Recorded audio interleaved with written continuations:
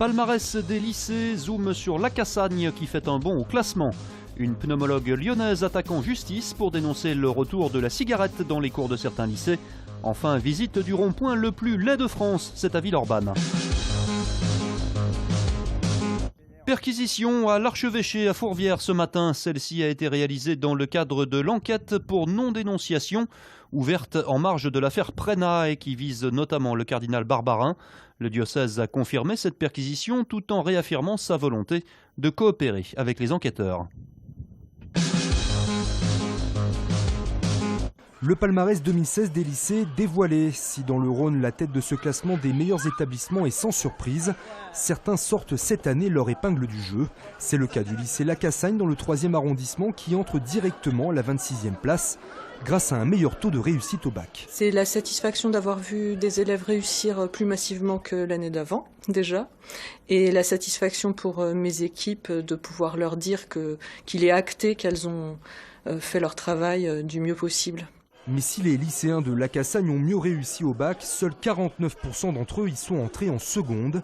Ici, pas de sélection selon la proviseure, mais la nécessité de réorienter une partie des élèves. Sur ce petit lycée, on n'a qu'une seule filière de la voie technologique et un certain nombre d'élèves en fin de seconde choisissent la voie technologique qui peut se faire ailleurs. Donc ces élèves-là partent, mais ils partent forts d'un enseignement de seconde qui les a servis au même titre que nos élèves ayant réussi en terminale ont été servis par cet enseignement qui est très collaboratif. Car ici, l'équipe pédagogique a misé sur l'accompagnement des élèves. Des moyens effectivement qui sont mis spécifiquement sur l'aide personnalisée, qui est aussi laissée parfois sur la base du volontariat, ce qui permet aussi justement d'avoir une motivation de la part des élèves qui sont là, une vraie envie de travailler. Et je pense que ça fait partie des éléments aussi qui stimulent, quoi. Le lycée La Cassagne accueille aujourd'hui environ 5 élèves. Une pneumologue lyonnaise porte plainte contre le rectorat. Elle dénonce la violation de la loi anti-tabac dans certains lycées où les élèves sont désormais autorisés à fumer dans la cour pour éviter les attroupements à l'extérieur en raison du risque attentat. Autoriser les enfants à fumer dans la cour, ça non seulement augmente la consommation de tabac malgré tout, mais aussi ça augmente le risque du tabagisme passif pour les enfants non-fumeurs, les crises d'asthme, pour les personnels, pourquoi pas un peu plus d'événements cardiovasculaires. Donc on protège par la loi des enfants et on leur apprend à détourner la loi. Donc non. Contacté, le rectorat n'a pas souhaité s'exprimer, mais le syndicat des chefs d'établissement plaide quant à lui pour une hiérarchie des risques. Les attroupements devant les lycées peuvent représenter un danger potentiel et donc les proviseurs ont tout à fait bien fait d'assurer d'abord cette protection des élèves et de les faire re-rentrer dans l'établissement. J'insiste sur cette idée de hiérarchie des risques. Pour l'instant, on est en état d'urgence, il y a un risque qui est particulièrement important, qui est la sécurité physique des élèves, et nous y sommes attachés. Le tabagisme, on arrivera à le combattre et à le gérer une fois que les choses seront à nouveau plus sereines.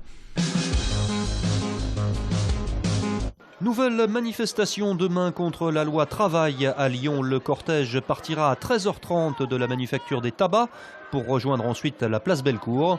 Le mouvement devrait entraîner de nombreuses perturbations dans les cantines scolaires, sur le réseau TCL, ainsi que pour le trafic des trains express régionaux. On en annonce seulement 1 sur 3. Le rond-point le plus laid de France se trouve ici à Villeurbanne, dans le quartier Cusset. Du moins si l'on en croit un sondage national dévoilé par nos confrères d'RMC. Le rond-point dit des 2 maisons a été réalisé par l'artiste Étienne Bossu en 1988. C'est devenu un vrai point de repère, même si les avis divergent quant à sa laideur supposée. C'est moche quand même, 2 cabanes l'une sur l'autre, 2 chantiers. Je trouve ça vilain, c'est plus joli quand même de voir un rond-point avec un beau massif de fleurs. Ouais, il y en a de partout des massifs de fleurs.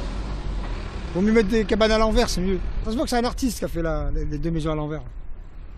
C'est comme Picasso un peu, non ?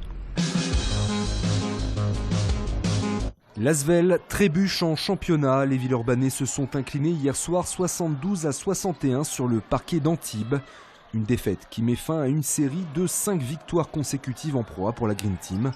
Les futurs finalistes de la Coupe de France se classent désormais 5e du championnat avant de se déplacer samedi à Châlons-Reims. Gros plan sur les Falcons de Bron-Villeurbanne. Le club de football américain compte désormais 250 licenciés et 5 équipes complètes, des moins de 16 ans jusqu'aux seniors. Les phases de jeu, c'est simple, il y a les balles vivantes et les balles mortes, donc il y a beaucoup d'arrêts de jeu. Sur les phases de jeu, c'est très, très rapide et à 200% sur 10-15 secondes maximum, donc ça donne des beaux jeux quand même. Alors en fait, c'est un sport du coup d'attaque-défense, où on a une attaque qui essaye d'avancer sur le terrain et une défense qui essaye de les empêcher. Et l'attaque a 4 tentatives pour parcourir 10 yards, qui correspond en fait à plus ou moins 10 mètres. Les Falcons évoluent dans l'élite du football américain en France, même s'il n'y a pas d'équipe professionnelle ici. Il faudrait déjà un rayonnement médiatique un peu plus important. Et après, c'est surtout culturel aussi, c'est dans les habitudes. C'est dur de détrôner les grands classiques que sont le foot, le rugby, le handball et tout ce genre de sport.